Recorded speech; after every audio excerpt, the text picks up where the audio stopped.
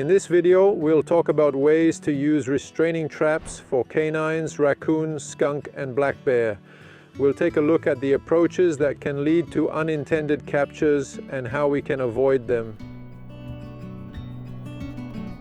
Here we have a variety of restraining traps for canids, from the smallest to the largest. For foxes, number 1.5, number 3 for coyotes, and number 5 for wolves. So there are 3 models of traps with padded jaws, all rubber jaws. The advantage of these jaws is that they prevent injury to the target species. And if a dog is accidentally caught, it will also prevent cuts to the animal's leg, and in that case will allow a better release. As far as possible, we try to work with fixed anchors. This allows us to keep the chain very short. We have a swivel at the base of the trap, another swivel here at the other end, and a shock-absorbing spring to absorb the force the animal will exert after it's caught in the trap. All these components can prevent injury in the unfortunate event of an accidental dog capture. To be more selective with this type of capture system, you can decide to use lure instead of bait. Already, by making a good selection of lure, we can have a good level of selectivity in terms of the species that will be attracted to the site. Another element is to adjust the pan tension. To test how much tension the pan will support, we can use a tool which is calibrated to measure in pounds of pressure. Each line equals a pound of pressure. So for the fox, we'd go with 1.5 pounds. For the coyote, it would be 2 to 3 pounds. For the wolf, it would be 4 to 6 pounds. This tension means that a smaller animal like a hare or a fox won't be able to trigger the wolf trap because they weigh less, and so you can avoid catching small animals in big traps. So we're going to test it here. We raise a jaw, we put the tester in the center of the pan. I check 1 pound, 2 pounds, 3 pounds. So I get the tension right. If the tension isn't right, it's very easy to adjust. These traps have a screw and you simply adjust it by tightening the nut. This will increase the pan tension.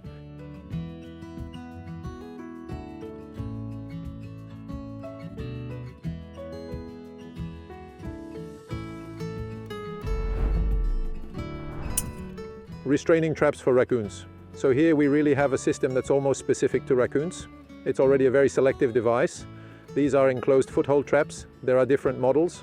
It's very important while using this technique to use it right. The system is basically selective, but you also have to use the right attractants.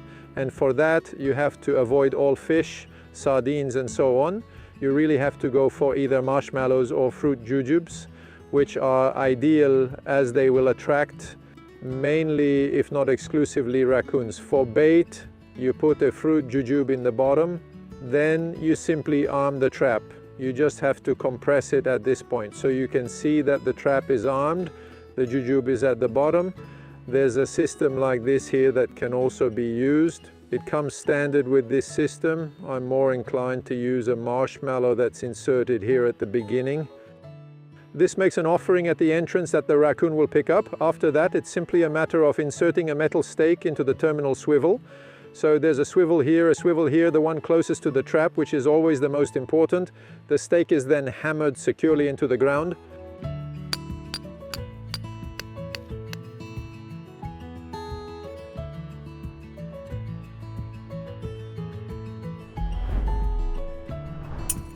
In the case of raccoon and skunk trapping, one of the risks is the accidental capture of domestic cats. One thing we can also do, if we have special requests to trap very close to buildings, such as sugar shacks or farm buildings.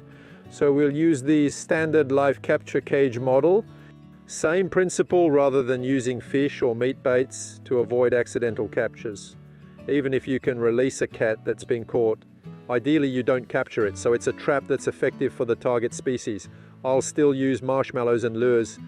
We're only going to use a conventional cage, quite simply by placing these marshmallows in the bottom of the cage. And we can also install a few at the entrance to allow the animals access so that it can follow the line of direction to finally reach the end, which will allow the trap to be triggered, and that's it. Black bear restraining trap, 2 types of sets. The first is trapping with elevated devices. The advantage of these sets is that they are highly selective. There may, however, be a risk of capturing species such as the porcupine and the raccoon. There are 2 ways of avoiding these problems. First, you can fasten a metal sheet around the trunk of the tree. This will prevent the animal from climbing on it. There's no grip. It won't be able to access the trap. The second thing to check if you're attaching a chain is to make sure that the chain is brought up. Make sure that no part of the chain is low enough that the animal could climb up the chain.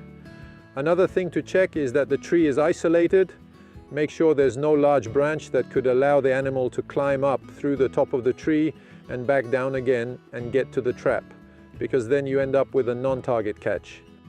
So the second type of set is the trail set. This is a trap placed on the trail. So the risk with this system, of course, is moose captures.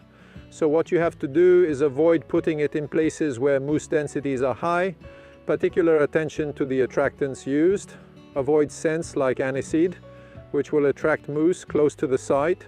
Consequently, this will reduce accidental captures.